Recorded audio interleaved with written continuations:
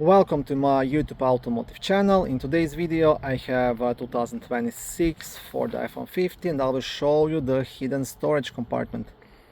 I've sold many of these vehicles and a couple of customers did not know about this, so I decided to just record a quick video. If this video was helpful, please consider supporting the channel by liking the videos, subscribing to the channel or becoming a channel member.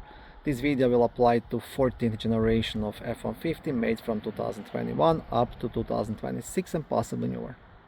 Now you can actually lift these back seats all the way up, and under the seats there is lots of storage. So if you pull onto this lever once and then lift the seat up, you will see how much storage you get here actually. And I will now show you the other side as well.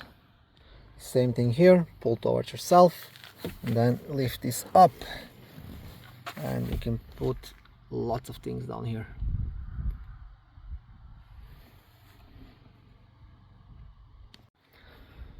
Thank you for watching this video. I hope it was helpful and educational. If it was, please like it and consider subscribing to my YouTube automotive channel.